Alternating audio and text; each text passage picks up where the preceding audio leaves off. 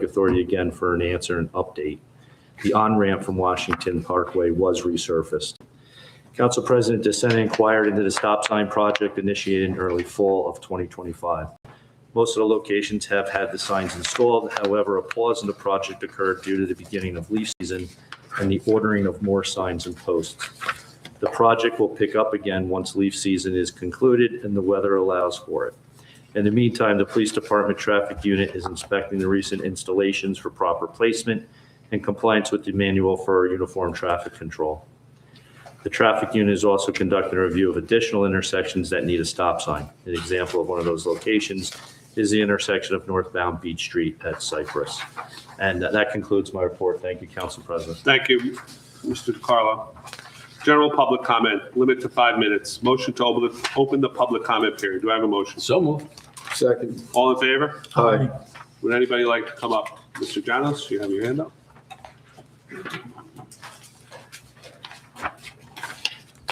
Good evening. Good evening. Kevin Janos. I'm here in regards to the temporary DPW storage yard at Bethany Church. During the last council meeting, I had asked the following.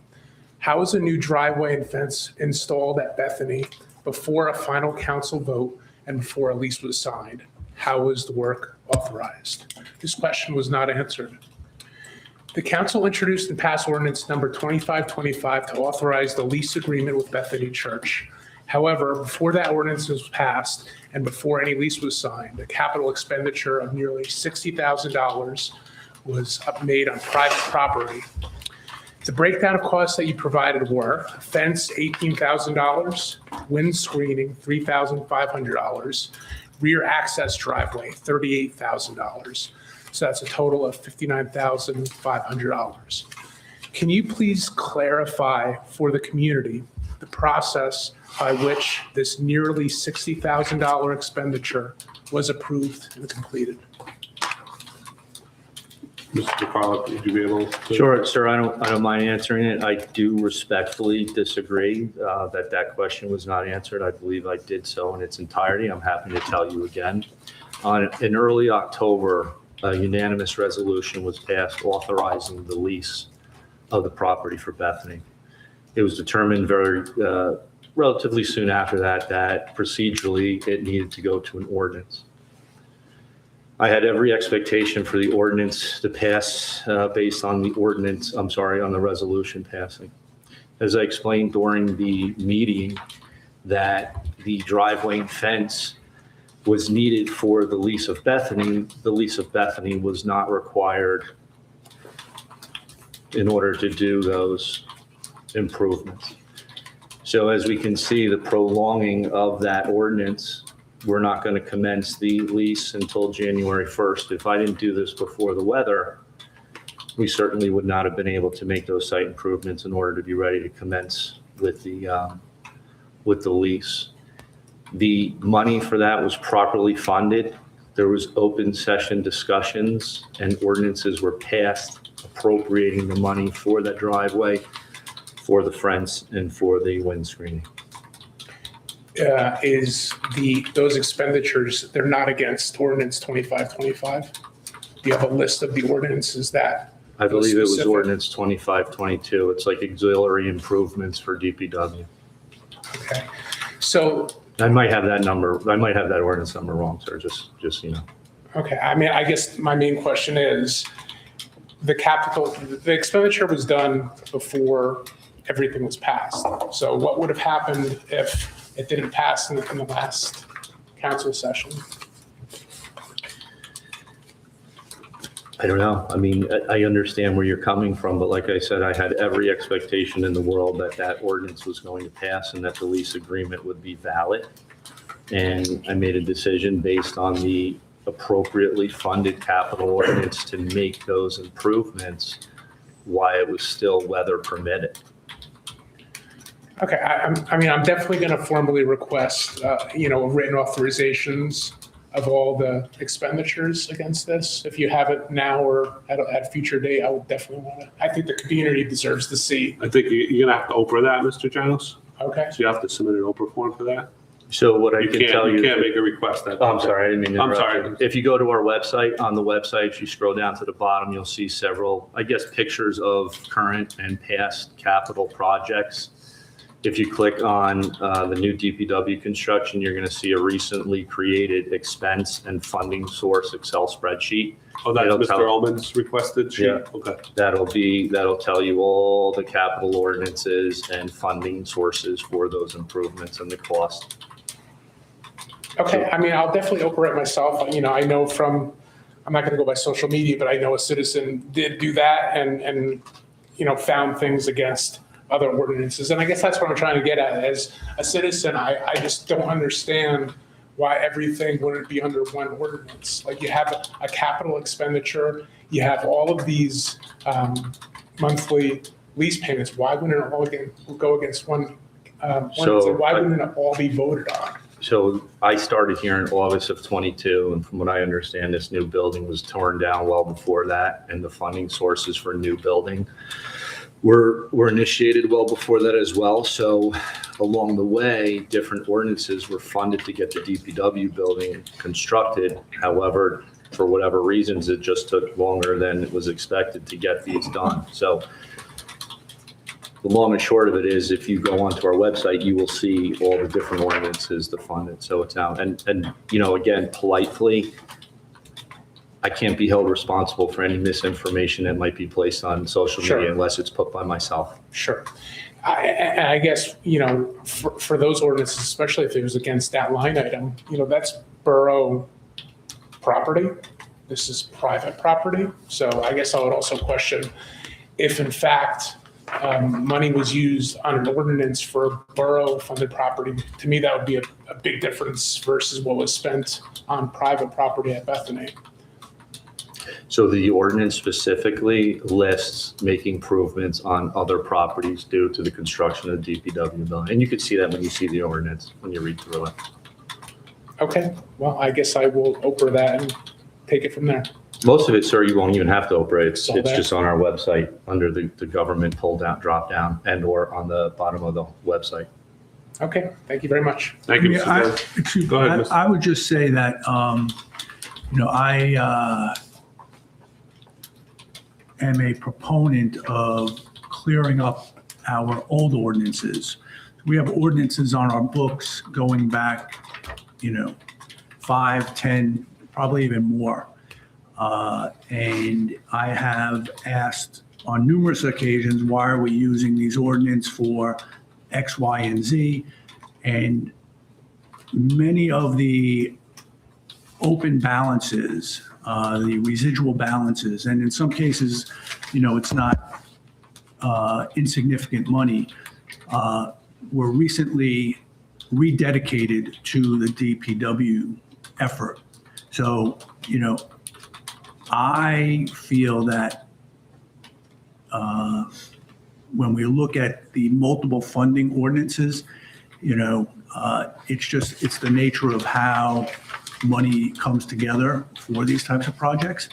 You know, we have $1 million that we've allocated to this $1 million in cash that was realized from the sale of a school building in Westwood probably 25 years ago, if not more, that was sitting on our books for 25 years waiting to be used, and we're using it now. We've canceled other ordinances that had been funded, and we have the benefit of that cash.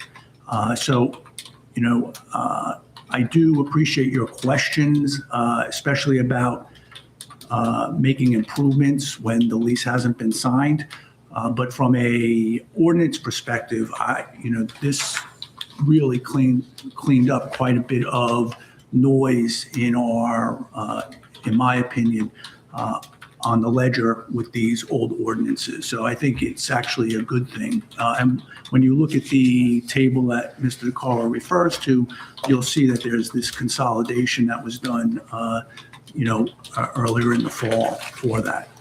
Is there like a dollar amount threshold for each of these purchases, or that was it? So when you say it was spread to different ordinances, was like the windscreening to one and a fence to another, the driveway to another? No, I think it's more that the ordinances, and, I'm sure Mr. DeCarlo will correct me if I misspeak, the multiple ordinances, in many cases, they were, I don't know the proper term, the multifunction ordinances. So we could have had an ordinance from 10 years ago to buy a police car, to buy breathing apparatus for the fire department, to buy new radios, a new dump truck. And after all those things were done, they came in under budget, or maybe some of them weren't done, and there is a residual that's sitting there. Those were all cleaned up or gathered up and rededicated to the effort or for the DPW. So it's we don't have to go out and get new funding. It's been funded and we have it. Now, in terms of the line items that, the fence, the driveway, the other improvements, I believe it's laid out in the table that Mr. DeCarlo is referring to, so you could see the direct attribution of where that source of funds is. So I guess my final question would be, so in the last council meeting, which I think was December 3rd, so ordinance 2525 for the lease passed. The driveway and everything that went up at least a couple weeks before.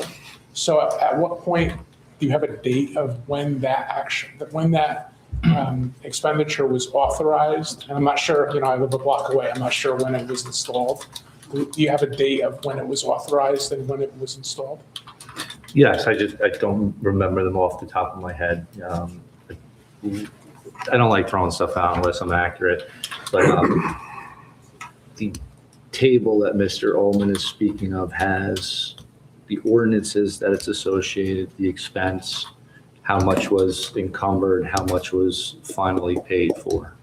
So the ordinances that are associated with it, if you look them up online, it will tell you when they were passed. Okay. But the fence and this windscreen and the driveway were all under that auxiliary DPW project reappropriated line. Like Mr. Ullman was saying, we closed out old lines and we redirected it because it was funded money. We didn't have to borrow new money. We just had to do formalities of a new vote for an ordinance. And I think it was 25-22. I think, or, could have been 25-24. It's in there, but it's all on the table on the website. I mean, the perception of the community, the past two meetings obviously were very crowded. You had dozens of speakers speaking. So I think the general feeling is that although it was voted on the lease in the last council meeting, these expenditures were done before that. The work was done before that. So, I don't know what we're fighting against, but I think that's really a transparency issue that I hope you guys can work on going forward, because I felt blindsided as a community member, and I know I have a lot of neighbors that feel that way. And I think we just have to do better about transparency for all these issues. Thank you, Mr. Jones. Would anybody else like to come up and address the council at this time? Seeing no one, motion to close the public comment period. So moved. Second. All in favor? Aye. Aye. Approval of road opening requests. Road opening permit for water service at 134 Ridgewood Road. Correspondence dated December 5th, 2025 from Lawrence Kip Kramer, President General Counsel, Paulus and Associates. So why are we reviewing this today? Because it's during the period of time where they're not supposed to, I can't think of the word now, I'm blank for the word. Oh, the Yeah, moratorium? if you look at the ordinance, it's in the, Yes, yeah, Okay. from November 15th, April 3rd. thank you. Yep.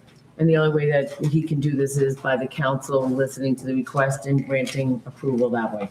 Okay. So you have all the documents I've had. Okay. So you just have to decide what you want to do and we'll let him know. Do they pave back curb to curb? And I think this is for a curb box, so it's, Or is it? Well, didn't they know they had to open it up? well, there seemed to be a little bit of an issue from what I understand. It came into the office beforehand and it did not go through, like Veolia did not jump on do their part quickly. So there was a lag time in between when they applied and when Veolia. Would you like to speak, sir? Is that you? Yes, Kip Kramer, yes. There you go. It's so I nice to said meet he you. could, I said that Thank he could come if he wanted to Appreciate it. explain anything, and if the council would allow him to explain the So, situation. Mr. Kramer, could you just explain what happened? Absolutely, Ken, and Council, thank you. everybody thank you all. okay if Mr. Kramer explains exactly what happened? Sure. Okay. So the Mr. Fan, who is a resident of 134 Ridgewood, has been for a number of years, gained approval for the work to be done to his home. The project was started really in last spring. During the end of the fall, it was recognized that there was going to be the necessity that this project would go through the winter months. So we started the process back in June of communicating with regards to all of the utilities, including the water, what needed to be. A number of correspondence went back and forth. There was just some delays in time. I can't even really, quite frankly, Mr. Chair, give an exact answer of what the timing was, but it just didn't happen. And of course, then what happened is the bottom dropped out on the temperatures recently. This particular home is going to be heated with radiant heat, so water is a requirement, and for that process to continue, it would be incredibly helpful if we were able to do that. I apologize, we know it's difficult at this time of year to do so, but we can assure you that there was a lot of correspondence that did go back and forth between. It just didn't happen for whatever reason, and our hope is that we can impose on this board tonight for your approval to do So this work will be performed by your contractor or by Veolia? It'll be by Veolia, yeah, Veolia. So Veolia is going to be responsible for the trench and the opening of the road and everything. That is- So they're going to infrared it when they're done, and like they normally would in the Yes, sir. spring, I would hope. That's correct, sir. Does anybody else have any questions for Mr. Kramer? Like, How- how big is this opening gonna be? Shouldn't be that big. 10 by 4. Yeah, 10 by 4. Was the building department notified of this problem? With respect to the problem of the communicating or the fact Or the that problem you had to open up the road?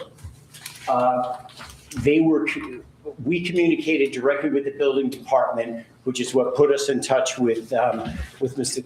Towski with respect to now having to go forward with the road opening for that. Because When did you communicate this problem to the building department? Just recently? No, it was back in June of when we started to communicate. What was the essence of the communication? We need to open this road? Yes, it was filling out the application. There was some back and forth regarding some checks that happened with checks that were dropped off, but then had some trouble getting them deposited for whatever reason.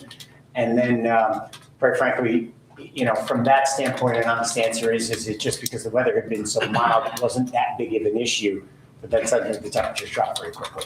When you say there was a problem with the checks getting deposited on our end? No, there were 3 different checks that were dropped off over that period of time. The township? Right, and were given to the township, Okay. but they were not deposited for whatever reason. We kept following up for those reasons to catch up, but it finally got figured out. The checks got deposited, the application, there was a communication that would happen. The permits would be granted about a week from that point. This was in October, and then, of course, it sort of fell by the wayside again.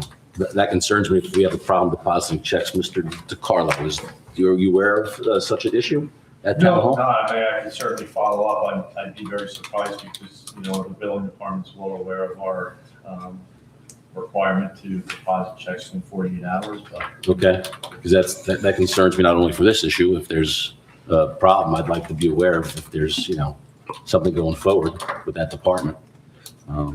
Okay. On it, 3 That's my- checks, that's my not question. deposit, sort of, doesn't sound right. Okay, all right, you know, I can certainly follow up. please, Mark, Yeah. thank you. I mean, this house is radiant heated? Is Yes. what you're saying? That's Yes. I'd like to make a motion to I'm okay approve with this as submitted. Just, when was the last time that road was paved? It's outside the moratorium. I don't know the answer, but it's definitely not within the last 3 years. Okay, all right. And Veolia is going to be responsible for the trench, so we have some, you know, We have some recourse. we have some recourse. Okay. So, I'm sorry. I thought it was coming before us because it was within the moratorium.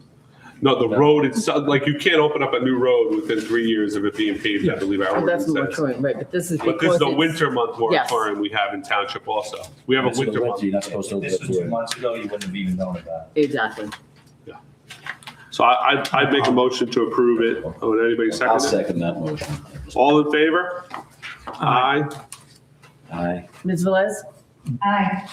Thank you. All right, thank you, everyone. Thank you, sir. Good luck. Thank you all. Mr. Mayor, I just want to repeat one thing to you and the council. I do get the opportunity to do this kind of work throughout really all different parts of the United States. And this process in Washington Township with both your building department and with Mr. DiCarlo has been one of the best I've ever seen. So I purposely waited until this was done to be able to say that to you, but I just want you folks to know it is rare in the opportunity that I have to have the professionalism that we see in what has gone on. So we just want to thank you for that. I want to thank you folks for your service, and we appreciate your time. Thank you, sir. Thank you. Sure. Ordinance adoption, second reading, none. Introduction, first reading. Ordinance number 25-26, an ordinance amending chapter 212 of the ordinances of the Township of Washington entitled Fees. Motion to introduce and pass ordinance number 25-26 at first reading by title. Do I have a motion? So moved. Second. Any discussion? Roll call? Councilman Casio. Yes. Councilman Sears. Yes. Councilman Oman. Yes. Councilwoman Velez. Yes. Council President DeSena. Yes.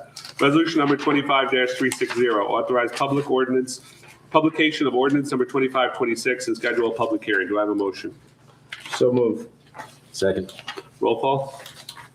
Councilman Casio. Yes. Councilman Sears. Yes. Councilman Oman. Yes. Councilwoman Velez. Yes. Council President DeSena. Yes. Individual resolution, resolution number 25-361, authorize 2025 transfer of appropriations, $13,000. Do I have a motion? So moved. I'll second it. Any discussion? I just have one question. How do these transfers factor into the budget process next year or the coming year when, office supplies are needed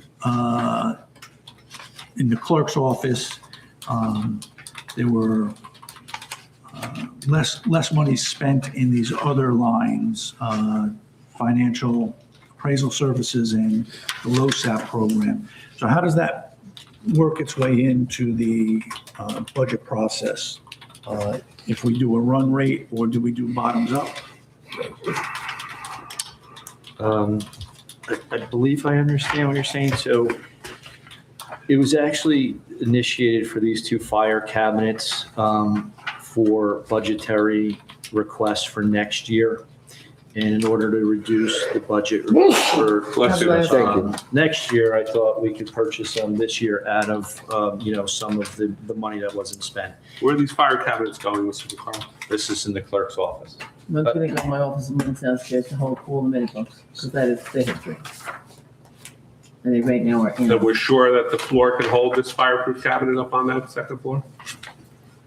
I should have needed. I hope so. I had a municipality where we moved a building department because the building was going to collapse because they put all their fireproof cabinets on the second floor. Yeah. And the building was actually sagging so much that people were afraid to walk under it, so we had to restructure the whole building. So Yeah. I just want to make sure it's going in a place Well, that one's going up and one's going to go down. there's no way both can go down, to be safe. I don't think there's a need to go down. Oh, I mean, we could try. We've been in Northern yet, so. I get concerned when I hear. No, Yeah. it's a valid concern. I just They didn't. had 20 I or didn't think it 25 that of far. them side by side, and they didn't realize the detriment to the building, the 100-year-old building they were doing, so we had to move everything. No, I just didn't think as far as where they were going to go. I was just trying to buy them. All right. For now. But to answer Mr. Ullman's question, purchases like this, it's not that we want to go Christmas shopping at the end of the year, but this is when we get through, 99% of the year, and we know for certain that an expense like appraisal services from the finance or tax assessor's office isn't going to be needed. And that's one of if you remember, that's always the budget line I fight to keep the council budgeting it, because you never see it used, but it's kind of one of those ones when I need it, I'm going to need all of it. And then the length of service program, the anticipation of how many people are going to fall within compliance to actually get LoSAP. We feel that the budgeted line is 95,000, so taking 5,000 down to 90, we should definitely be fine with the service, because I look back what we had spent on that the last couple of years. And the Let the Service program is one of those that we fund based on the fact that we believe everyone is going to meet the criteria to get paid out. That's why we fund it with the 95,000. And the reason we are going to put it in the clerk's office supplies is that's the department that's asking for it. And that way you guys can see a track of what was purchased out of the office supplies. We have no intentions of requesting that much money in the actual operating expense line for the clerk's office. This will help us reduce the ask for next year. Thank you. Thank you. Any other discussion? Roll call? Councilman Casio, Yes. Councilman Sears, Yes. Councilman Ullman, Yes. Councilwoman Velez, Yes. Council President DeSena. Yes. Thank you. Resolutions consent agenda. The following items have been determined to have the unanimous consent of council and will be enacted in one motion. Should any item require independent consideration, any council member may have such item removed from the consent agenda. We're going to have 25364. We're going to remove that. We're going to remove that for closed, right? 25,364, gotcha. Any others, ladies and gentlemen?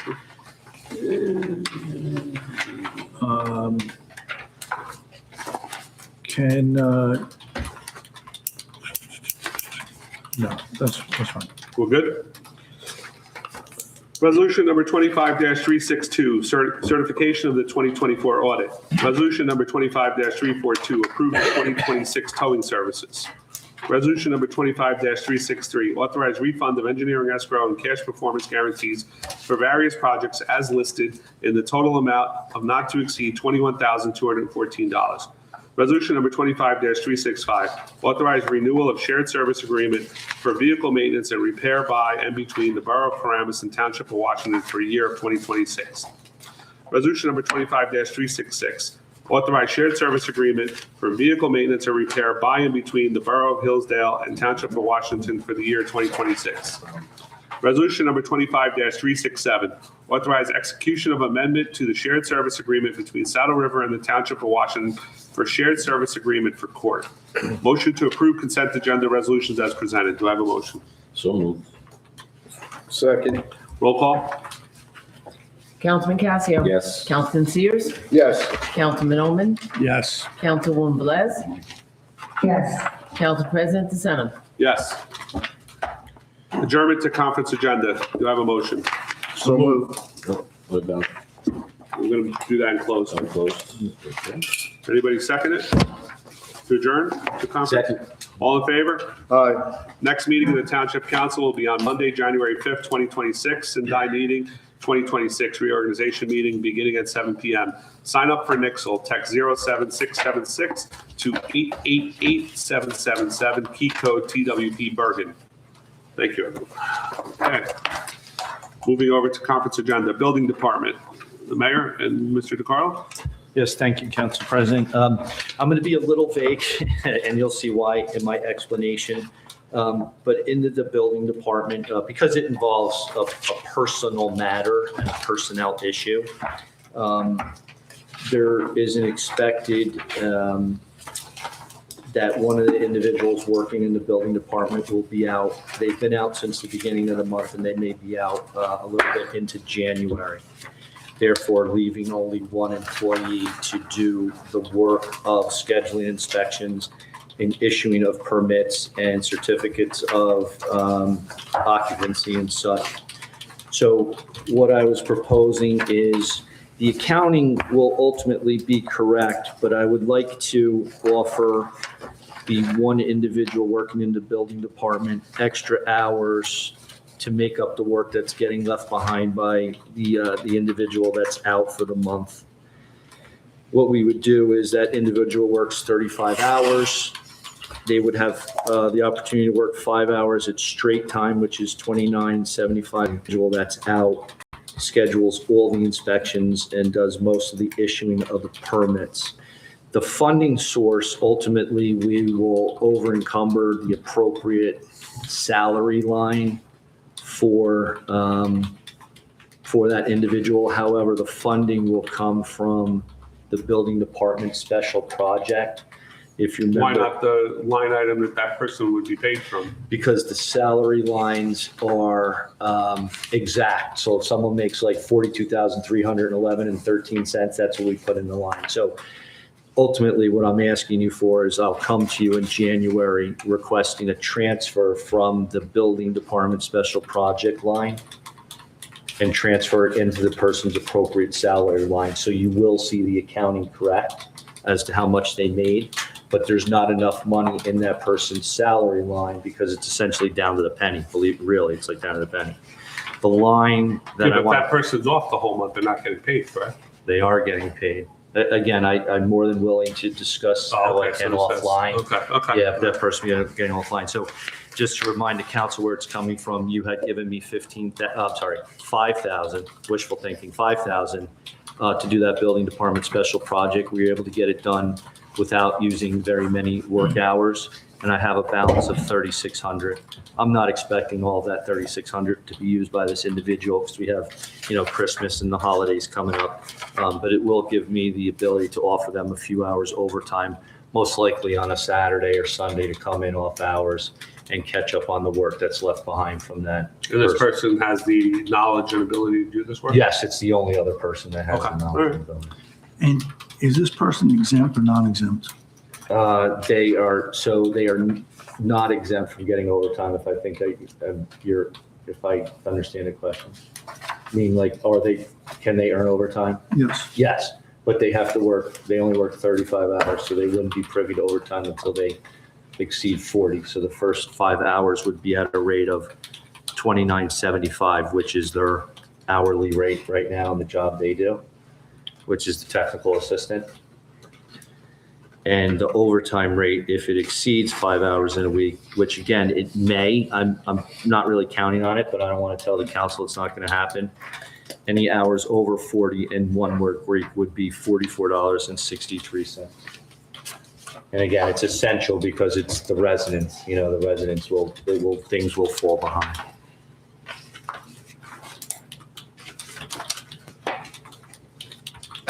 I'm okay with it. Anybody else have any questions for Mr. DeCarlo? Everybody else okay with it? I'm okay with it. Ms. Velez, you okay with it? Yes. Okay, thank you, Mr. Mark. Thank you, sir. Mr. Olin. Council, miscellaneous 2026 meeting dates. Does anybody have a chance to look at all the meeting dates? I'm good with any date. Good. Everybody okay with the dates? Yes.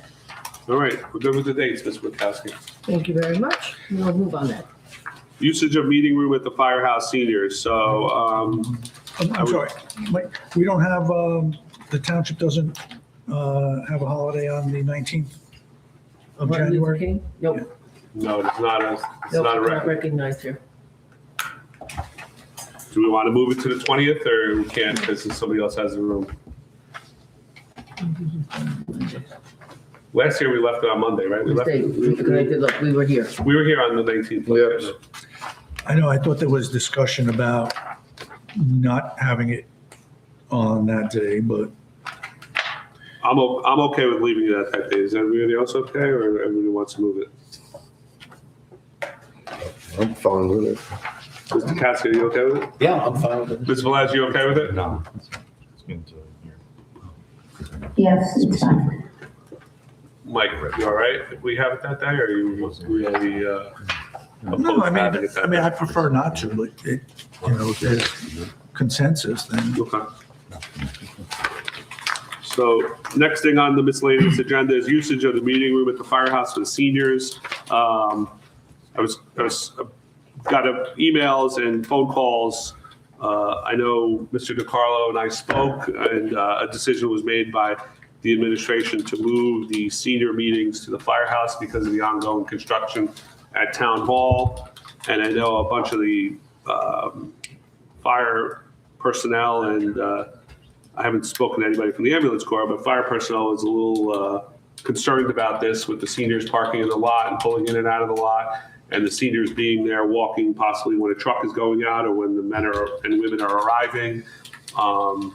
So I didn't know if maybe we could ask Valley for a few more spots for senior days and bus them up here with the bus so we can keep the meetings here and kind of alleviate the concerns the fire department has, or we have to have it at the. So, Council President, if I may politely just correct you, the decision wasn't made. The idea was broached, and it's the mayor's topic. I just wanted to make sure that. All right, I'm Council sorry. I thought that's why I was asking. Yeah, it was a discussed topic. It wasn't a decision made. So I was one of the. I want to do. So one of the hopefully we can come to a compromise and have Valley let the seniors park there, and we can bring them here by bus.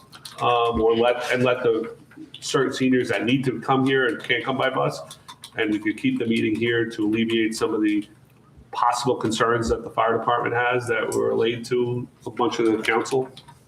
Well, if I can, let me give you the whole story as I was in on it from the beginning. Yeah, again, we just found out about this through emails and through. Yeah, so because that's why I put it on the agenda. It's not a done deal yet. Hence, it's still. Okay, but good to know. The seniors came to me with concerns while the construction's going on, because the parking lot's bad enough without the construction, and so it was a concern of theirs, and we share the concern, the administration. So we researched one or two other places, and then we said, all right, well, maybe we can use the firehouse. So I spoke to the director of it, who brought it to the officers, and let me say, we plan on having a meeting to discuss all the concerns. In that meeting will be administration, a member of the seniors, and whoever fire wants to bring to discuss the concerns that I'm just glad it's not, because the way it was presented in the email. Well, that's why I don't like when things get out Correct. and you don't get the full story. I wanted to put it out here and be transparent about it. And that's why I hadn't brought it to the council yet, because it was still it's not a done deal yet. Let me say we're still researching it, and we'll talk about it. I'm hoping that meeting will happen as soon as sometime later this week. Okay, everybody okay with that? Yeah, but Anybody have any questions? My only thing is that when the building was being put up, I had raised the possibility of using it for Town events. not so much town events, but in the event of an emergency where people could shelter. And was advised that, the amount of activity really precluded it, and it wasn't advised that the public be there to, shelter there, or because of the amount of activity. And the only, my only observation would be is that if you park in the commuter lot or the fire department. Then there'll be no place for the firemen. That's what my concern is. Well, not even that, but, based on my recent tour of the building, you have to walk across the 5 bays. Correct. So, it's not ideal, I don't think. If I may, Council President. Go ahead, Mr. The original firehouse was a staging area in case there was a disaster. The old firehouse. The new OEM regulations took that firehouse out of the book. So responding and storing people there during the hurricanes that went on, the firemen were sleeping on the floors and everything too, and realized you can't have a mixed group going in between. So hopefully this will come to a solution. Okay. All right. I just wanted to, again, There was a lot of concerns. there was a lot of concerns presented to myself and to others on the council. Yeah, I'm sure but to the we'll mayor address also. them, and it'll Correct. take its path. Thank you. Yes. That's why the next thing I wanted to see is if we had any scheduled, Mr. Mayor, in the last meeting, we talked about meeting with the ambulance squad to follow up on the June incident. If you're able to set up anything on that. I was, and I'll just make an off-the-cuff comment, but then I have a little statement to read about it. And it was not to purposely omit you, Council President, but just so happened on this past Thursday, all the right people, including myself, were in police headquarters. And so I wanted to get the information out to the public quickly. And, if anyone on the council has any further questions after my statement, I'll be happy to, get them answered. But like I said, it was just happenstance that all the right people happened to be there. So if you can indulge me, I'll just take a moment to read this. The following explains the specifics of the incident in question, while also explaining what procedure takes place for any call received for emergency medical service. A 911 call was received during which the operator provided first aid instructions to the caller while simultaneously contacting our dispatch desk to request the necessary resources. Due to both local and mutual aid ambulance services being out of service at that time and date, MyCom was contacted. I'll just give a quick little explanation on MyCom. According to their website, the Northern New Jersey Emergency Medical Services Communication Center, aka MyCom, provides emergency medical dispatch services to the emergency medical community. Their responsibilities include the dispatch of basic and advanced life support, air medical dispatch, emergency medical dispatch call screening, and pre-arrival instructions, ambulance mobilization for large-scale or high-profile incidents, mass casualty support services, hospital diversion tracking, and dispatch education. Now returning to the details of that incident, our officers arrived on the scene within 3 minutes of being dispatched. They administered oxygen to the patient, who subsequently became responsive. After approximately 5 minutes, our dispatch followed up with MyCom regarding the status of the requested assets. Both units were en route. One was located on Soldier Hill Road in Oradell and the other on Washington Avenue in Westwood. The ALS unit reached the scene within 19 minutes after the initial dispatch. Also, since the previous council meeting, I have spoken with County Executive Tedesco about ALS and BLS response times. He indicated ongoing efforts to improve these metrics and anticipates sharing positive developments in the next few months.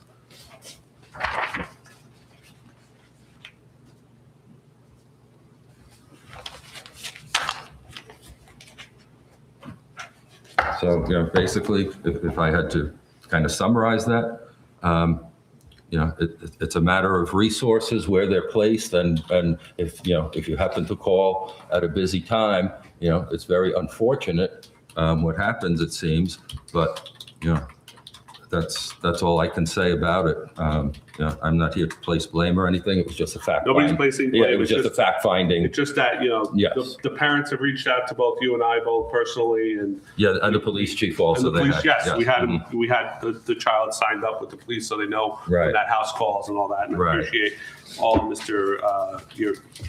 Chief Calamari did with the family. They appreciated it, Mhm. but still, 19 minutes for a child that is unresponsive is And a again, lot. I So didn't. I just want to make sure that if there's something that this council can do, I know we talk about, the 10% and all that BS all the time in politics, but there is no 10% when it comes to a life. In 19 to 25 minutes of a mother or father or any adult or any human being waiting for life support is too much in my mind. And, I don't know what the council wants to do. If we want to look at other avenues to. We have mutual aid, we have volunteer ambulance corps, same thing like a volunteer fire department. Yeah. You hit that perfect storm. and Yeah, you're in out. trouble. You have to keep going to the next level. And that happened to be the perfect storm And today. one thing I should add is just because the person became responsive, that was not even conveyed to MyCom, so they were under the assumption That he was unresponsive. Yeah, that they were still needed. But Okay. as Councilman I Steve just said, unfortunately, the perfect storms do happen. Okay. You may recall that I think beginning of last year or end of the prior year, we looked into maybe a shared service Correct. with Hillsdale and Rivervale. But again, that's far from perfect, and the amount of money they were asking It was too much, yeah. was too much for what. Well, but when you have a situation like this, Mhm.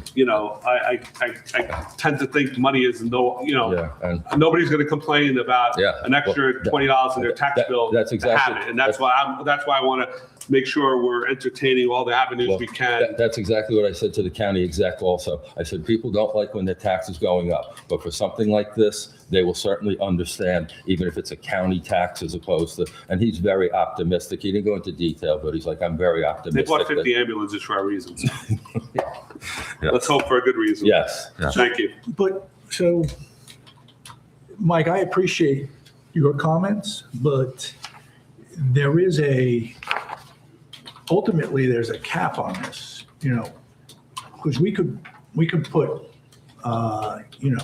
full-time rigs in the ESB. Well, that's what I was asking. Do we need to go down that avenue where, like, because I know a lot of towns have a full-time rig there and they bill the insurance companies. And I know we did get some initial feedback on that. And I was told that if your insurance doesn't pay for it, they will not go after you personally. So is that an avenue, the council wants to go down? Because I still look at it as, it had to have been 19 minutes of hell for those parents and for the officers on scene. And God bless them. The parents said the officers got there within it felt like no time, which is true. It was like under 2 minutes, 3 minutes.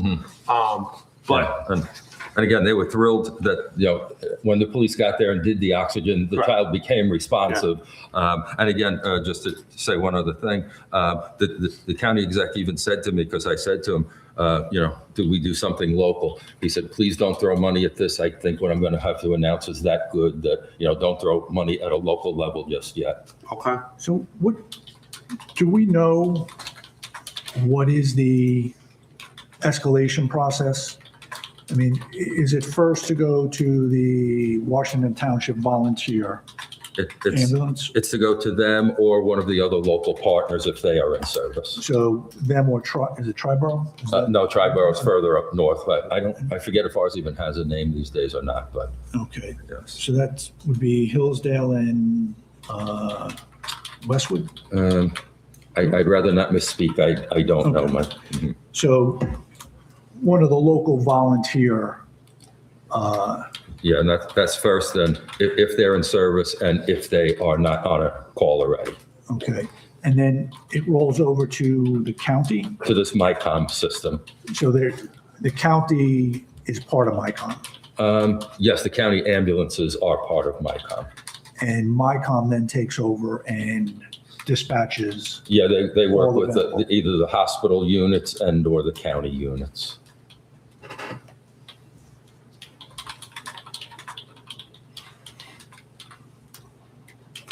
And on this particular date, based on your meeting, that first level of response was not available. Either they weren't in service, or if they were in service, they were already responding.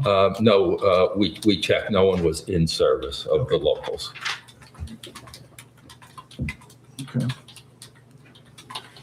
And yeah, if I can just bring to council's attention, I don't know if you were waiting on that to vote on this resolution for the ambulance contribution that was tabled at the last meeting, because it's not, I don't see it on the agenda and it was not in I don't the, think it was it tabled? well, it was voted It was down. removed from the list. Yeah, Yeah, so that's why. but that's why there's a special resolution tonight, because that's the right Yeah. procedure when something gets voted off the bill list. Yeah. And I just don't see it anywhere else in the conference agenda. No, No, we got because it moved. was basically prepared so that if the council decided to move on it, we had the. Yeah, so that's why There we go. now might be the appropriate time Yeah. to take a vote on it, if you will. Are there any actions coming out of that other than, we're waiting for the county to provide some further explanation? and guidance? That is the only one. However, as part of this, I have reached out to the ambulance corps, and per our budget discussions earlier this year, they have detailed stats for this year's calls, as does the police desk, since they get the calls. So into next year's budget season, we'll have a lot of statistics to make, better decisions with. Okay, thank you. You're welcome. I'd like to make a motion to suspend the agenda and introduce resolution number 25-368 for payment of the ambulance contribution resolution number 25368. Do I have a motion? So move. Second. Any discussion? Yeah, what have we contributed to them already this year? We do it quarterly, so they've gotten 30 of the 40. Okay. Any other discussion at this time, ladies and gentlemen? Roll call?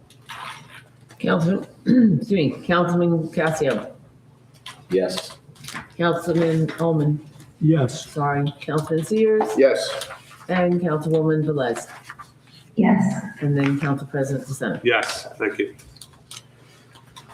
Item number 4, County Dispatch Police Shared Services. Mr. Ullman, you want to start on this, or you want me to?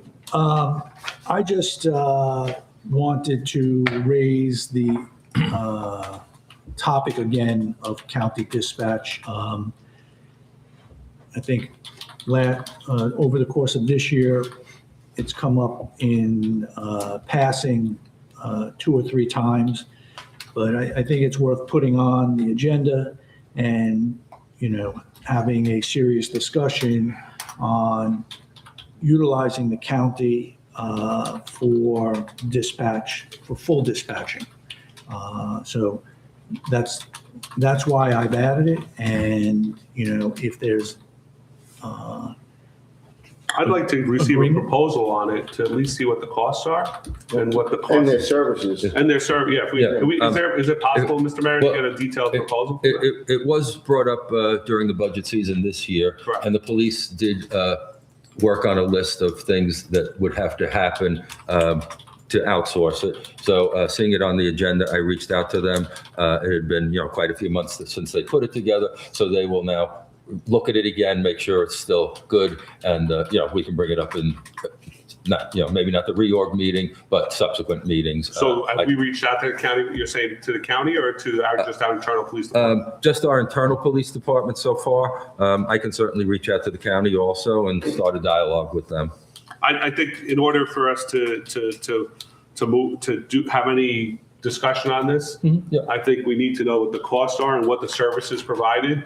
And I don't know if it'd be too much to ask of, like, after we receive that, maybe we could sit down with the police department and determine what we provide right now and what we would get from the county. And if there's a, Of course.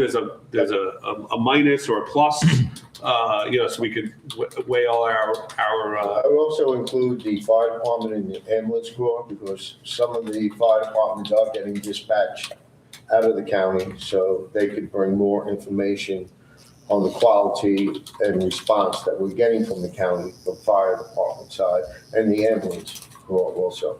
okay.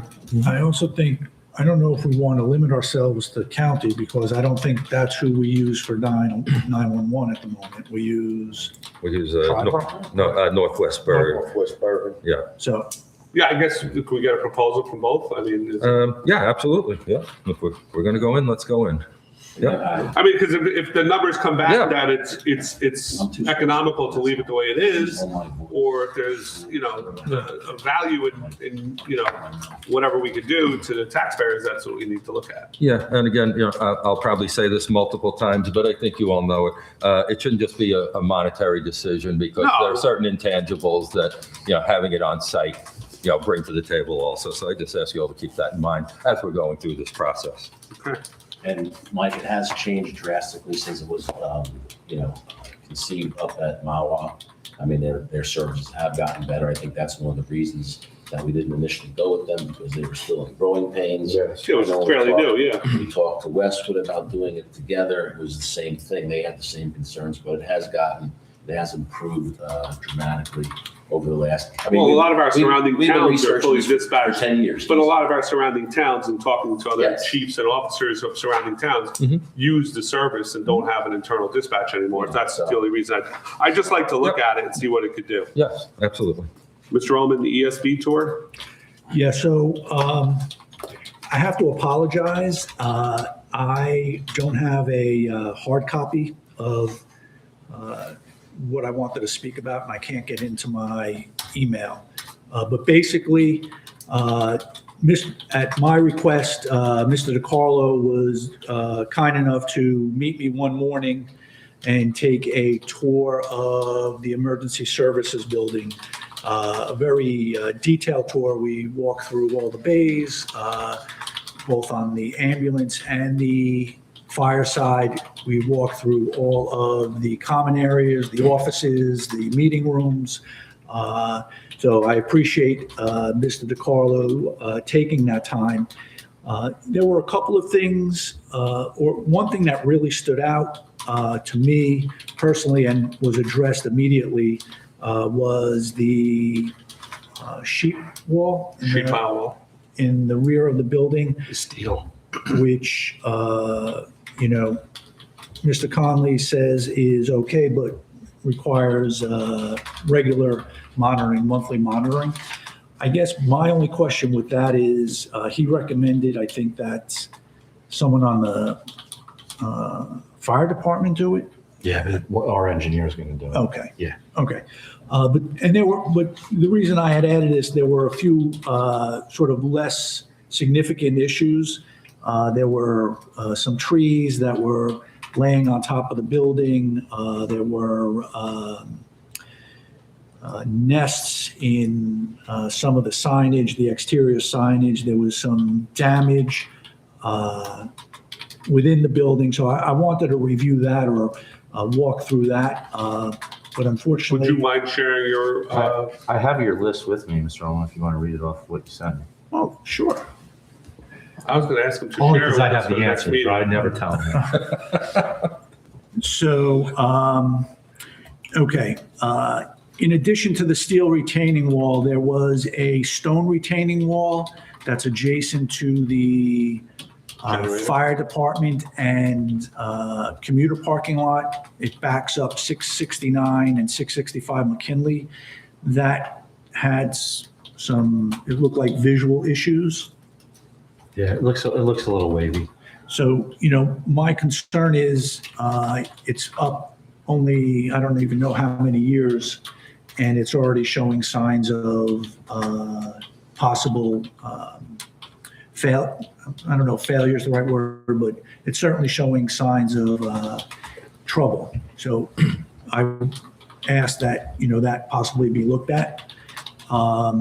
Within the parking lot, there are lengthy cracks that run both north and south and east and west. I don't know if that's related to, settlements, if it's related to underground pipes.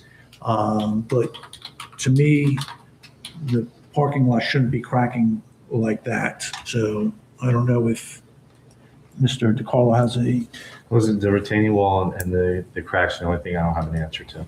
Yeah. So the first two, 0 for 2. No, the first was the steel. There was, on the ambulance side, there was some damage done to one of the doors, to one of the sleeping quarters. It just, and it didn't look correct. And since we have the county also using the facility, how did it potentially happen, and is it being corrected?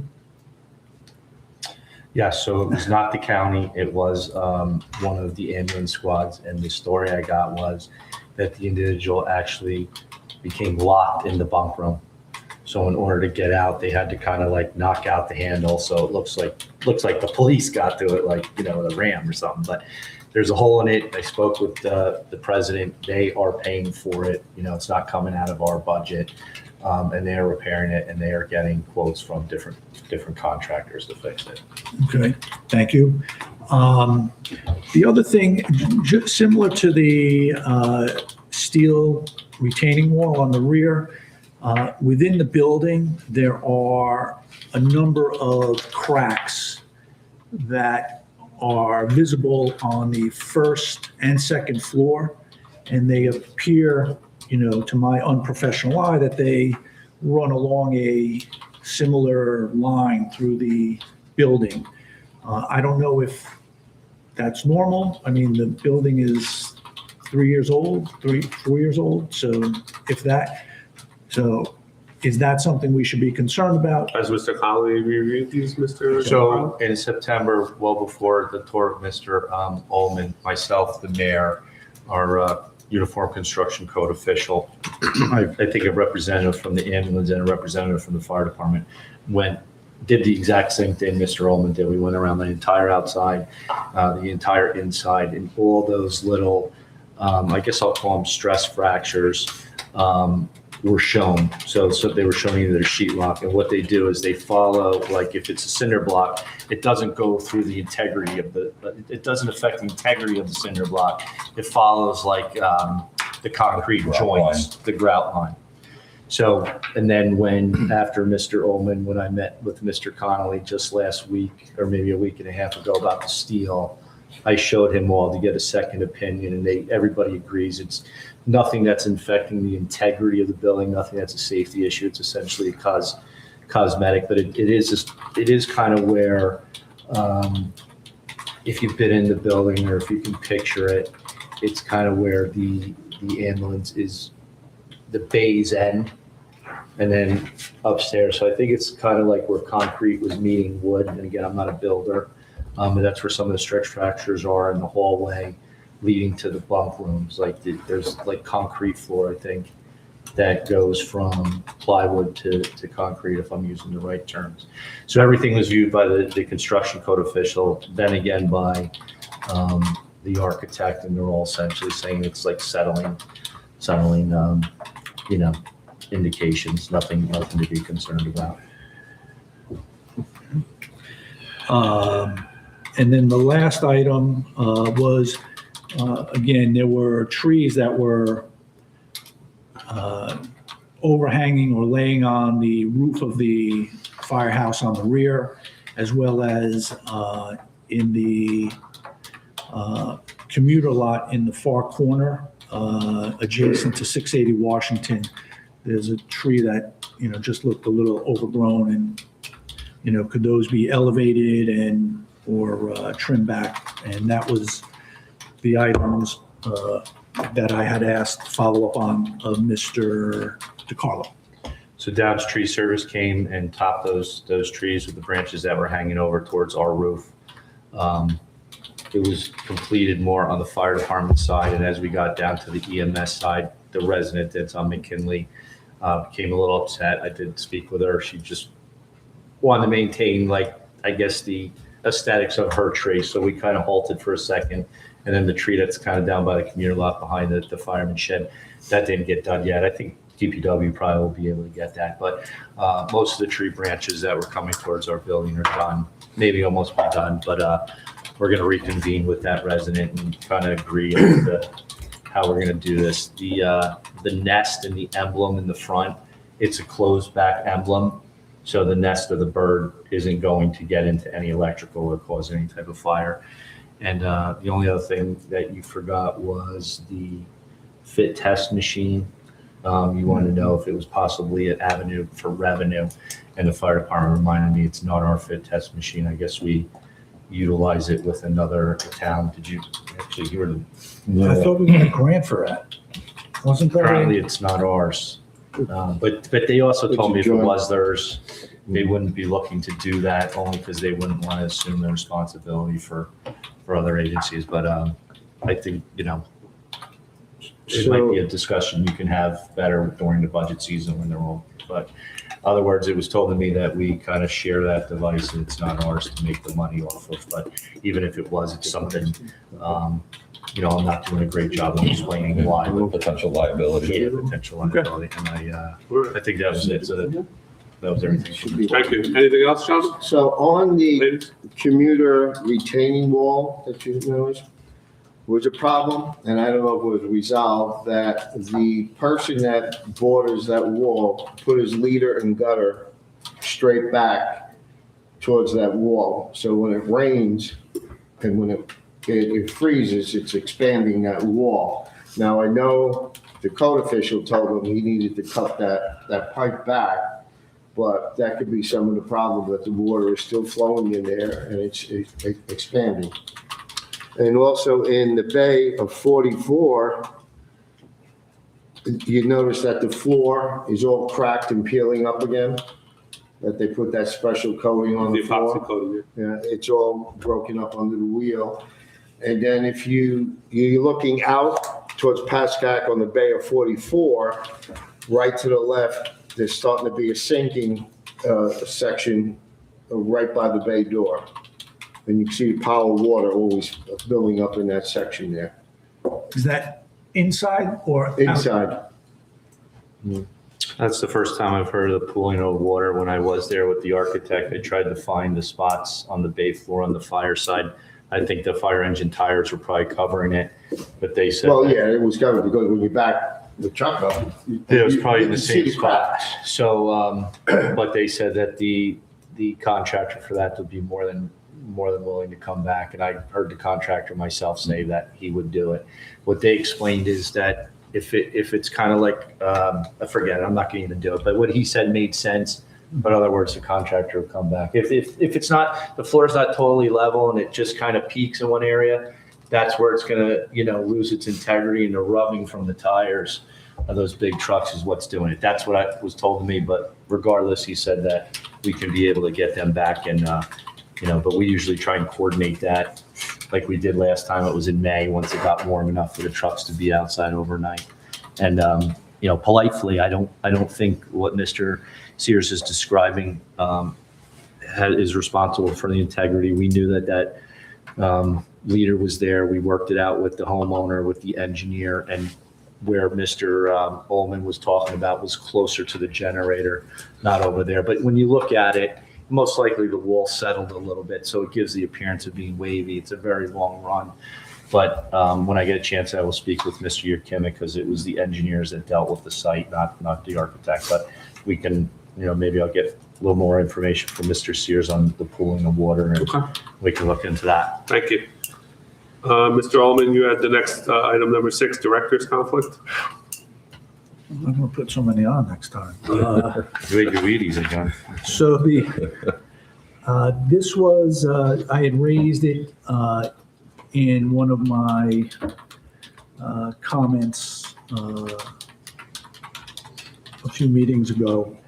And specifically, it is where I feel that a employee should not be a director of themselves.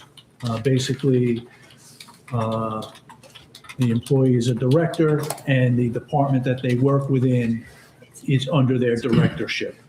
I feel there's the director should be an independent source or independent individual, not within the department. So I wanted to bring that up. We're coming into the budget season. We're coming into the reappointment of directors. I think we approved them, I think. So, I didn't know if there was an appetite to discuss it, or anyone else feel it was a concern. If not, I'm happy to let it go, but I do feel it's something we should look at and explore. And I believe there are 2 instances currently.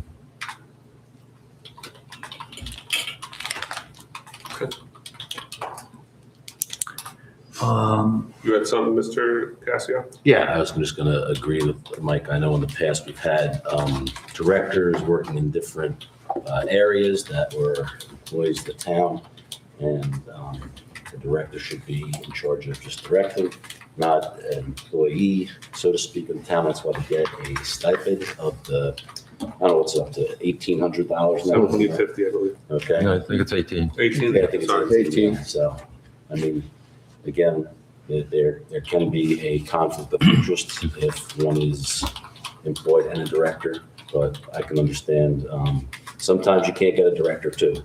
So I can understand that as well. So there's 2 sides to that, but I understand your concern, Mr. Hoffman.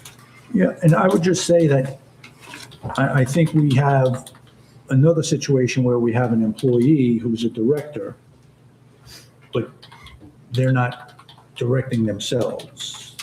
I have lesser concern or no concern with that. It's where there's a direct line of the department into the directorship. Understood. Can I just make Go it ahead. brief? Okay. Go. So just to make a stab at it, I recall this discussion, Mr. Ullman, so I did start to take a look at this, and then we got busy with other things. But as a starting point, there's no statutory prohibition. When you're talking about appointed positions, just for the benefit of the council, just so we know, when we're talking about conflicts of interest and so forth, there, elected officials can't hold to elected offices. There is a statutory prohibition toward that, not for appointed positions. So I think I recall we were talking about CFO. Was that one of the positions out of That's one two? of them. That's one of them. All right, so I can speak to that because I did recall that when I saw this on the agenda, I went back and took a look at that precise one. And then maybe if you want to identify the second one, I can take a further look at that. So as far as the Director of Finance, CFO being the same person, again, starting point is there's no statutory prohibition. Certainly. So what you do is you look to the common law for guidance on this type of a question. And there's a concept called the incompatibility of offices. And it's a kind of a test that the cases apply to see whether or not the offices are incompatible. For example, whether or not, a person would favor one duty over the other that's in, the exact, that's one of the tests. There's several tests. But in terms of the CFO and director, there's a case on point, I think, that's close, where the court held that the treasurer was the same person as the tax collector, and that those were appointed positions. I believe it was a Faulkner government, maybe not, but that was held to be not an incompatible situation. Your own ordinances say, and as you probably know, that the Director of Finance may also be the CFO, probably in recognition of the fact that I would imagine this issue was hashed out at the time that ordinance was adopted. The other factor we have to consider when we're talking about incompatibility of offices is there's a trend toward more flexibility in allowing for dual roles. The CFO is a one such example. There's shared services now, even though that's not directly on point, but there's a statutory and a legislative trend toward permitting municipal flexibility for the purpose of efficiency. And unless there's something glaring, there's a tendency toward finding toward compatibility versus not compatibility because of that legislative recognition that there has to be flexibility. So rounding out, in looking at all of these things, including the township's ordinance, I would say it's pretty clear that the CFO director dual role is not a problem under the compatibility, and you also have an annual audit. So you have a look at everything that the CFO is doing, statutorily mandated. So I think that one is pretty clear, in my mind. My opinion would be, but I could take a look at the other ones on the case by So case. I understand what you're saying. So it, to sort of sum it up succinctly, it's not against the law, and it's not against our form of government. It's not against, there's nothing you could find that says we shouldn't do it from a regulatory or a statutory perspective. It's allowed. That does not negate the need or the want for independence. I mean, again, I have a viewpoint from the private sector, but there's a requirement for independent directors on publicly traded companies. I mean, there's a reason why. And in my opinion, I am not saying that, anyone is breaking the law by having the director and the CFO be the same person. I'm saying I prefer to see someone independent. That is, my personal opinion. I'm not saying that the role is being done incompetently. I'm not saying that I suggest or, imply that there's anything wrong. What I am saying is an independent voice, to me, would be better than to have a captive voice. And I don't know if that is enough to, say no to an appointment. But that would be my argument. And that's what I'm asking, does the council, because it's going to come before us sooner rather than later, have that same opinion? Would they prefer to have an independent director in that role? And I would only say that that's one of many factors to consider. It's not the only, because you're right. Once there's no prohibition, there is this engaging in a balancing.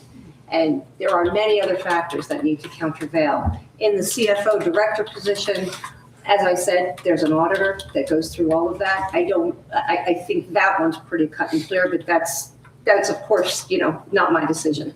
Other roles, you have to go case by case. How hard is it to get these positions filled? All of those things have to be considered against the concern you're raising, Mr. Altman. It's just a fact analysis, and you have to consider it as one factor in others. Ron, did you say that you couldn't be a director and an elected official? 2 elected officials. You can't have 2 elected positions. So a county Can you be commissioner can't be a councilman. Can you be an elected official and a director of a department in Faulkner? In the same town? Yeah. I would think that would violate our ordinances. Okay, thank you. A director and. A director? Wait, you mean like a councilman and an employee? A councilman and a director who gets a Council stipend. Council person and a director. The same person as a council person. As a director. As As a a director. Yes. I would take a look at that. Let me Okay. take a look at that. Okay, thank you. I'm not aware of that happening. Anything else for this item? No. All right, moving on to number 7, capital project source funds and expert expense tracking. Mr. Ullman, I believe, is this similar to what you had posted on, that Mr. DiCarlo posted on the website regarding the DPW building? Is that? or is there more It to is, it? no, so first, thank you, Mr. DiCarlo, for doing that. I think It looks great, so thank you. we'll see the benefit as residents become more familiar with it. Mr. DiCarlo reached out regarding this because he felt, probably rightfully so, that he was surprised to see this on the agenda again. And my only question was, we have 2 other potentially large capital projects, 450 and the swim club. And should we be doing something similar for those 2 items? Yep, I mean, as long as it's okay with the mayor, I have no problem. Mr. Mayor, is that a fair request that Mr. Ullman's making for Mr. DiCarlo to have that done? Yes, based on Councilman Ullman and for the citizens to see it as Mr. Janos was, interested in it also. I think what's So- up there right now, if we could have that, Yeah. the other 2 projects, that would be great for the Correct. citizenry of the township, because it does answer a lot of questions. Like Mr. DiCarlo said, there's no reason to open because all the information that was requested is on that link now. Correct. So Yeah. if we could do that for 450 and the swim club, that'd be great. Doesn't have to be done tomorrow, Mr. DiCarlo. Just tonight. By Friday. Anything else on that, Time's Mr. a Ullman? wasting. No. All right, your next question, number 8, vacation policy. So this was a question that came up in our closed session as it relates to a contract that we were reviewing. And I had a question, and I don't know if this is for discussion now, or does it need to be discussed in closed session? But I did have a question about the manner in which vacation is earned and credited. In my opinion, matters. I mean, it's not specific to the individual we're talking about in closed session, so. No, I think it's we're making a general for everybody. Is Mr. Wiss on? Mr. Wiss is on, Yeah, yes. so. Is he with us still? There he is. There he is. I mean, we could probably both tag, because I know Mr. Coleman had kind of 2-part question. One, about the recent employee release agreement, and then how he just expressed the, How it's administered, like, I think uniformly between the contractual employees and the civilian non-contractual employees. So if I can dig that correctly, more than happy to discuss it now. Okay. So, Mr. West, I'll start. I know one of the questions Mr. Ullman had is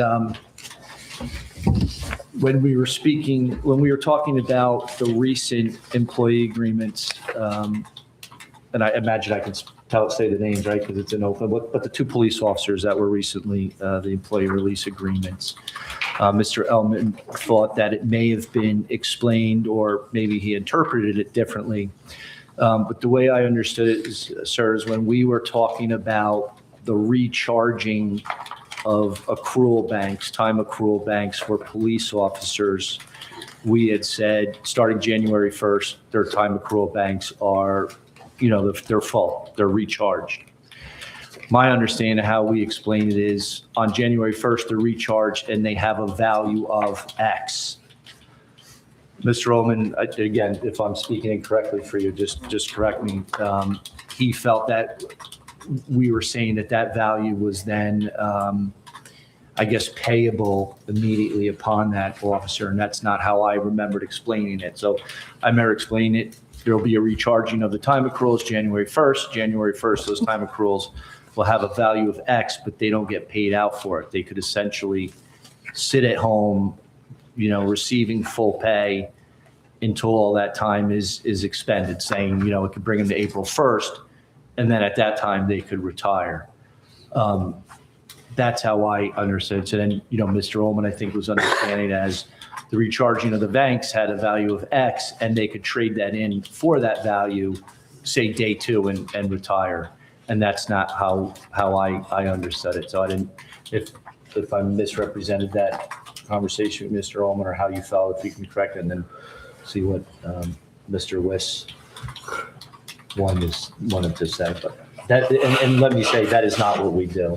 If an officer did retire, that they are not entitled to a payout specifically in the PVA's contract. They're only entitled to sell back half of their vacation time throughout the year. It has nothing to do with retirement, but they can sell back vacation time, and then they can also sell back some personal time. I just don't remember how much. Both of those are budgeted lines in the police budget, but I'll turn it over to you in case I represented that wrong. So I guess my question is, the recharge on January 1st, is that 100% of the time is available? Or is it accrued through the course of 12 months? So Yeah, if I may, if this is helpful, and obviously, there probably needs to be some historical context for the township, but not unique to the township. Vacation banks, personal day banks are very often recharged as of January 1st of a given year. But they're recharged in contemplation of being used throughout that year. So by way of example, if I have 4 weeks of vacation in 2026, my vacation bank as of 1/1/26 is 4 weeks. There have historically, at least as I understand it in the township, been no parameters on when I can use it during the year. So if I'm a ski buff and I took my 4 weeks of vacation in January and February, I'd have none left for the balance of the year. If I didn't take them because I'm a beach guy and I didn't take them till July and August, that's when I take them. So it is in contemplation of the entire year that the bank is recharged as of 1/1. But historically, there have been no parameters on when an employee can take that time. So when the situation arises is if somebody, for instance, using my example, the 4 weeks of vacation in the first quarter of the year, and then separates from our employment as of April 1, they have in essence been on vacation on our time in a disproportionate way during that first quarter.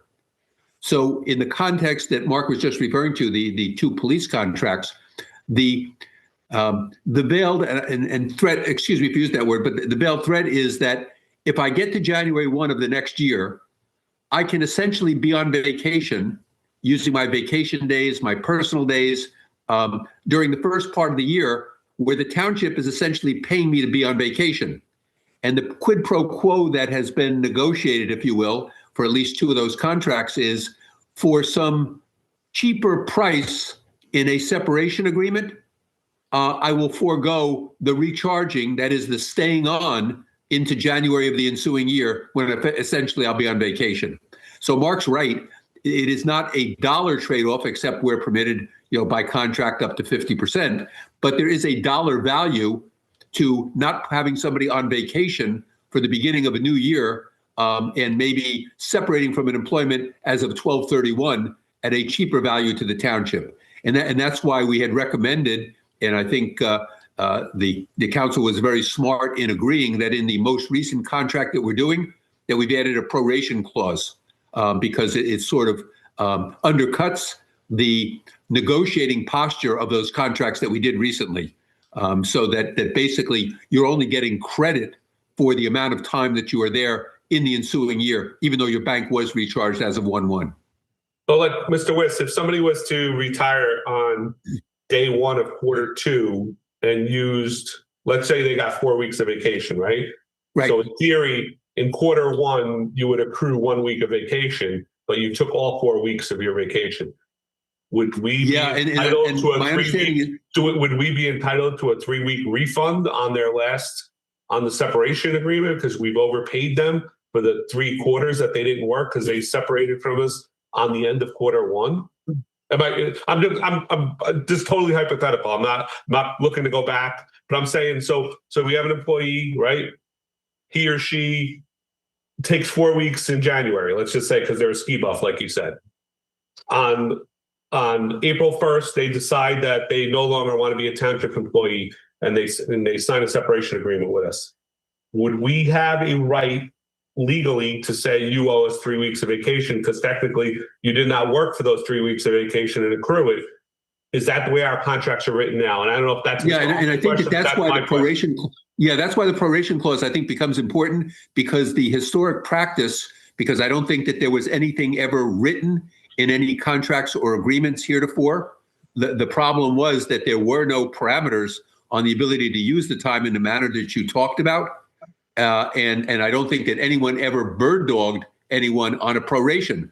So, and I'm not saying I want a bird dog. I was just looking legally, like, do our contracts state that now, or they don't until this one, the last? They do not. They do not. This, as far as I know, this is a first off where we've added the proration clause. Okay. Mr. Wiss, I'm sorry to butt in. It's Mark. The police do not have a proration clause. The DPW does. And I gave you don't have it in front of you. I should have sent it to you too, so you had it right in front of you. But the council has it. They have the DPW, the civilians, and the police. And the and you and I had talked about perhaps even adding a parallel provision to the employee handbook just to reaffirm the proration. Right, for vacation, yes. But DPW clearly states exactly what they're asking. Okay. So if you separate early and you've taken it all, Mark, you're required to pay it back. I don't know. I mean, that's probably a better question for Mr. Wiss, but the DPW specifically says all vacation time accrued during the year shall be prorated based on the number of completed months should their employment be terminated for any reason prior to the end of the calendar year. And then, the civilians, it doesn't specifically say that, but based on precedent, and that's what Mr. Wiss is saying, that we can very easily add that. But the civilian handbook and policy does not allow for any type of payouts, not for sick time accrual, not for personal time, and not for vacation. DPW is the only one that gets paid for sick time accrual, and it's capped. It's capped very low. I think it might be that 15,000, but again, and also, I'm sorry, vacation sellback can be for DPW. I haven't seen it since I've been here. No DPW employees. Yeah, and I think, Mark, what we're trying to guard against is not the payment issue, but the disproportionate usage of time before separation. And I think that's what the proration clause that we just added to the one agreement does. It makes it avoids the situation we've had in the last several negotiations where the veiled threat was, if I stayed on to the new year, essentially you're paying for me to be on vacation. Yes. Okay. Does that answer your question, Mr. Holman, So or? DPW, it's explicit in the contract. Yes. Police department, it is silent in the contract, so there is no proration. Yes. For town hall or for civilians, it is silent, but we historically have done a proration.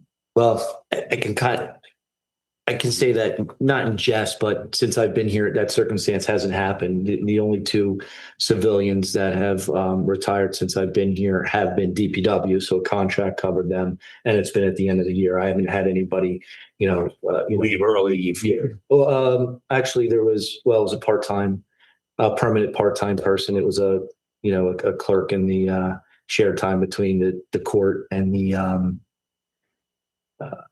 what was it called? And the purchasing payroll department. But again, they had a few days and they used it. So we did not allow any type of payout for it. They were told they had to use it, as part of, or lose it. Okay.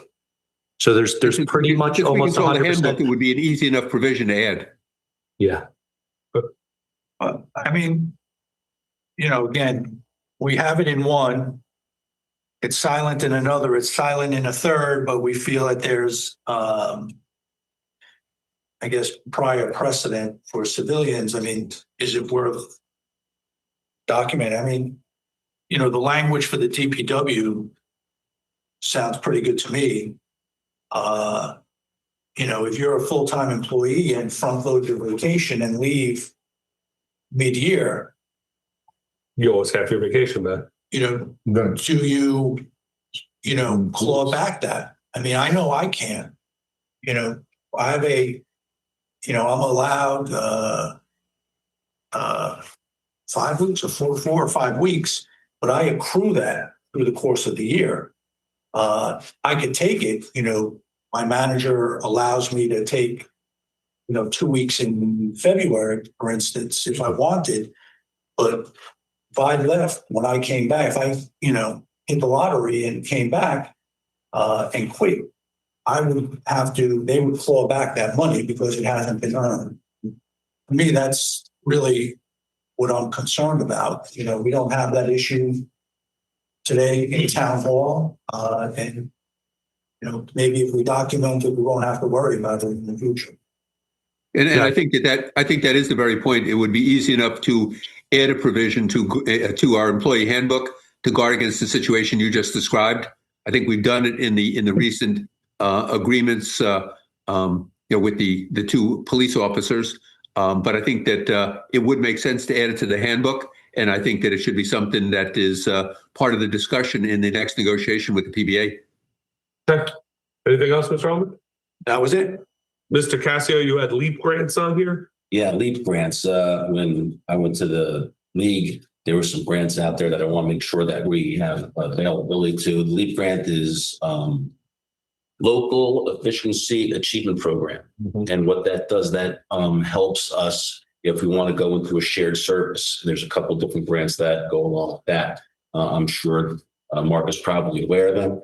And Yes, sir. Just want to make sure that the council is aware of them and that we can use them.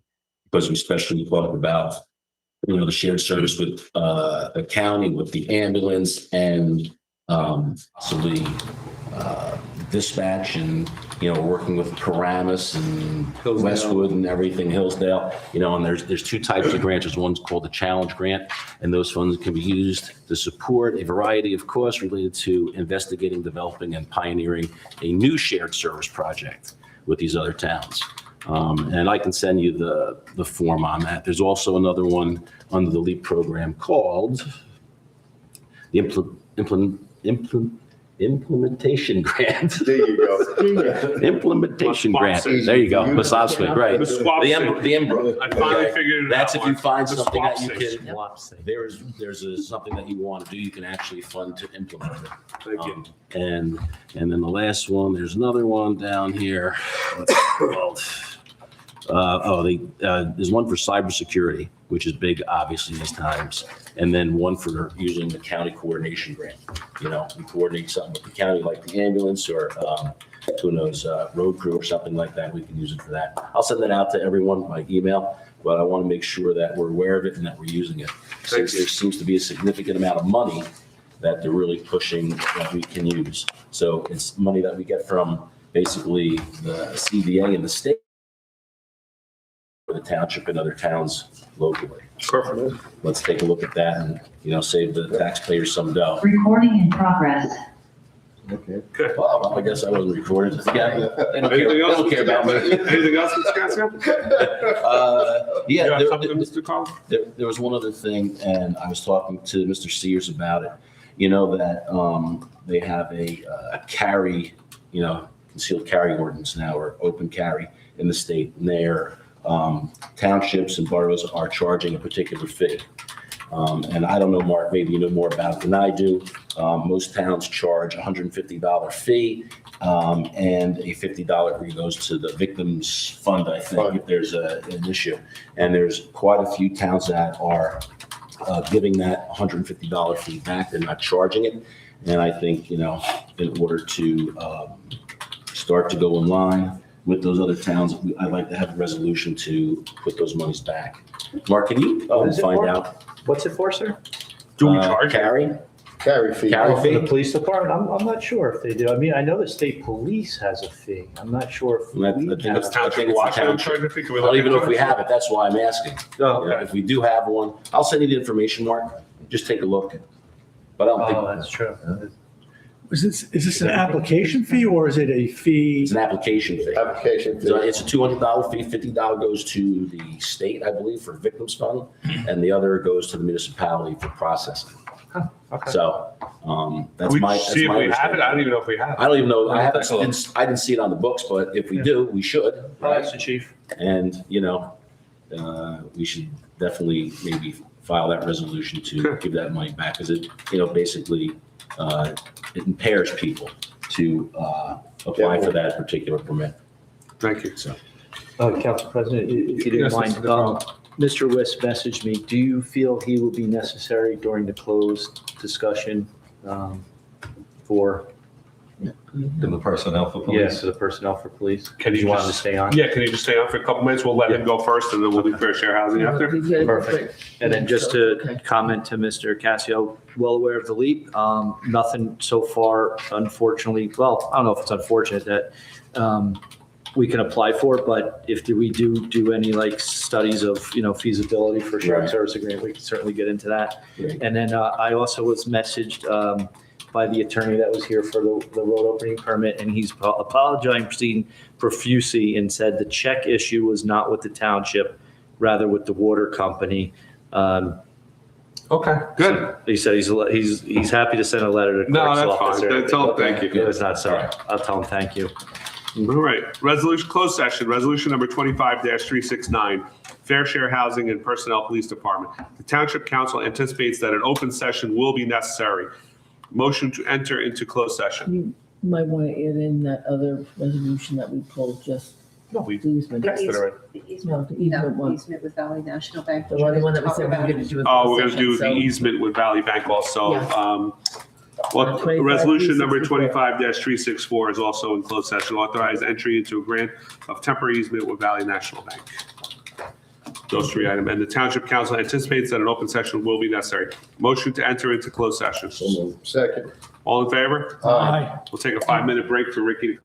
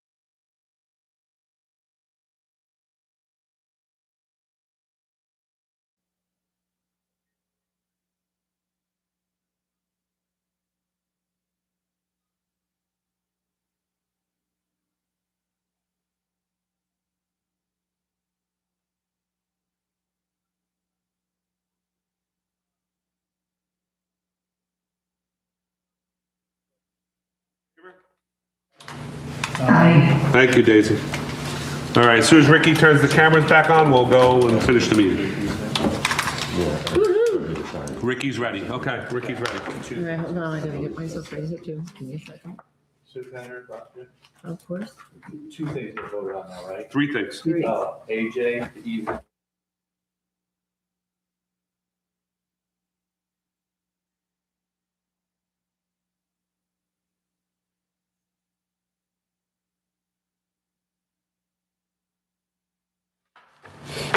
Washington Township Council is coming out of closed session on 12/15/2025. We are voting on resolution number 25-364, authorize entry into a grant of temporary easement with Valley National Bank. Do I have a motion? So moved. Do I have a second? Second. Roll call? Councilman Casio. Yes. Councilman Sears. Yes. Councilman Oman. Yes. Councilwoman Velez. Yes. Council President DeSena. Yes. Resolution number 25-370, authorize the mayor to execute employment agreement between the township and Arsenio Pecora to serve as chief of police. Do I have a motion? So move. I'll second it. Roll call? Councilman Casio. No, with explanation. I've never entered into an agreement with giving a contract with police chief. It costs us additional money in the end, and I don't think that position warrants a contract as no other township employee has one. Thank you. Duly noted. Mr. Sears? Yes. Councilman Sears. Yes. Councilman Oman.